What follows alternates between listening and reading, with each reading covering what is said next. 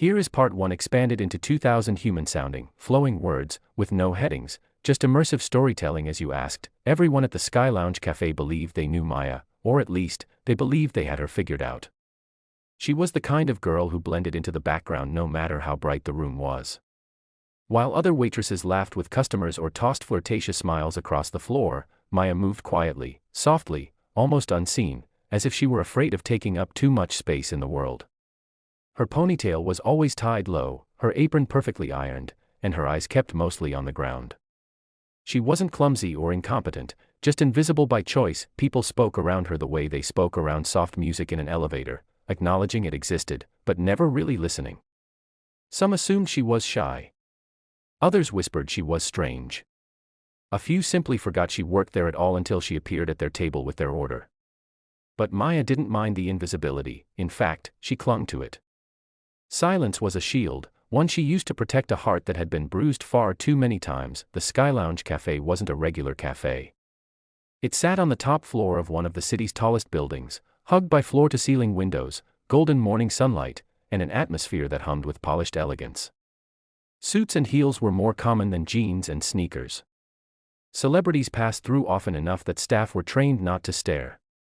And billionaires, well, they weren't exactly rare, but even in this extravagant setting, one name held more weight than all the others: Adrian Blackwood. He was the kind of billionaire people described in Contradictions: cold but charismatic, sharp but controlled, powerful but quiet.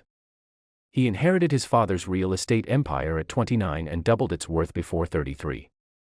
Pictures of him in newspapers showed him standing like a statue, tailored suit, emotionless expression, the aura of a man who didn't need to speak to be heard. His rare public appearances were documented like natural phenomena. Which was why, when news swept through the cafe that he was visiting with his mother that morning, every employee scrambled to perfection, the staff prepared as if royalty were arriving. The tablecloths were steamed twice, the silverware polished until it gleamed like starlight. Management rehearsed greeting lines, deciding who would serve the billionaire and who would handle the rest of the room. Everyone moved quickly, except Maya, who moved in her usual quiet rhythm, arranging napkins, checking glasses, doing her job as if the world weren't tilting with nervous electricity around her. She didn't care about billionaires. Titles didn't impress her. Money never had. Behind every powerful man was a human being, and she'd learned long ago that humans, no matter how wealthy, could disappoint you the same way anyone else could. Still, she felt the tension building around her like heat as the clock inched closer to the expected arrival time. She watched the other waitresses fuss over lip gloss and hairspray, rehearsing their polite smiles in the reflective surface of the espresso machine. They all hoped to serve the billionaire because serving the billionaire meant bigger tips, reputation boosts, maybe even opportunities. One of them, Karina, had even practiced dropping her voice an octave, convinced wealthy men found husky tones irresistible. When the elevator dinged that morning, a silence rolled across the cafe so sudden it felt like someone had pressed the mute button on life. Even forks stopped clinking. Maya, carrying a tray of fresh lemon pastries, felt her heart skip, not from admiration or nerves, but from the weight of the moment. Important people altered atmospheres, they could bend the energy of a room without lifting a finger. Two figures stepped out of the elevator. The first was Adrian Blackwood himself. He wore a charcoal gray suit so perfectly tailored it looked sculpted onto him. His posture was straight, precise, each step carrying a quiet authority. His expression was as unreadable as the stories told about him, eyes cold but intelligent, jaw sharp, stride steady. A man used to being feared, respected, envied. But the second figure, she was the one who captured Maya's attention. Adrian's mother, Evelyn Blackwood, walked beside him with the elegance of a queen and the gentleness of a poem. Her silver hair was swept into a low bun, her pearl earrings glowed softly, and her face carried a serene warmth Maya rarely saw in people of extreme wealth. But what Maya noticed above everything else, above the jewelry, the elegance, the quiet dignity, were her eyes. They moved differently, they didn't dart toward voices or follow the sound of the hostess greeting them.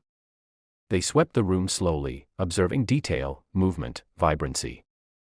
They focused on lips, on expressions, on gestures. They were searching, not listening. Evelyn Blackwood was deaf. Maya froze in place, the tray suddenly heavier in her hands. Memory burst open like a door she always kept locked. The shape of life before loss. Before silence swallowed her home. The sound of laughter that wasn't sound at all, just hands moving, fingers dancing, expressions forming stories. Her younger sister. The one the world had never tried hard enough to understand. For a moment, Maya forgot where she was.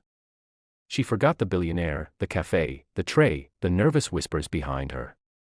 All she saw was a woman who navigated a loud world in quiet strength, a woman Maya understood more deeply than anyone else there. Meanwhile, chaos disguised as efficiency broke out around her. Where's the manager? Someone needs to greet them properly.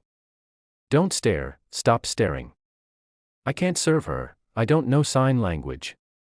Just speak slowly, she'll figure it out.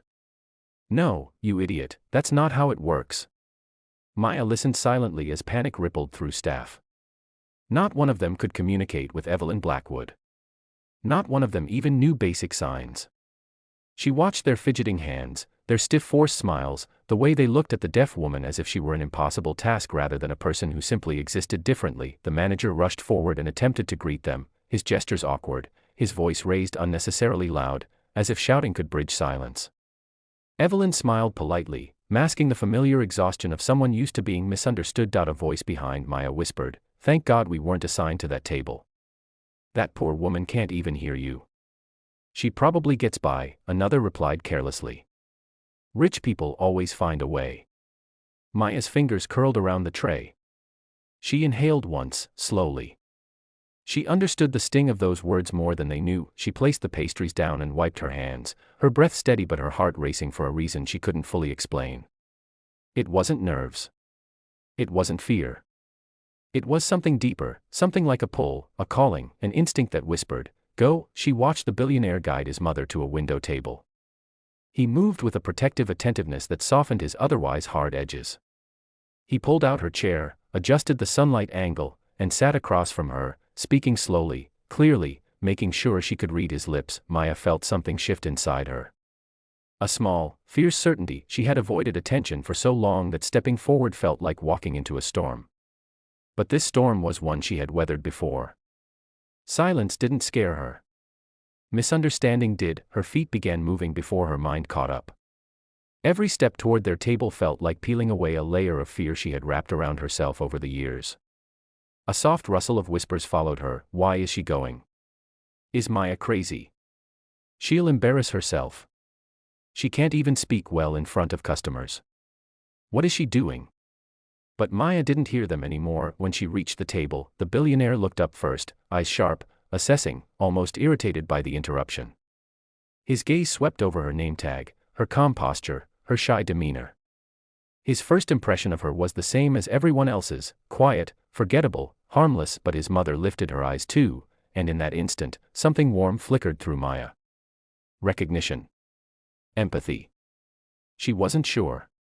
But she felt it. With hands steady, breath soft, and heart pounding not from fear but from purpose, Maya pressed her palms together politely, smiled gently, and began to sign. Her movements were fluid, graceful, shaped by years of love, loss, and longing.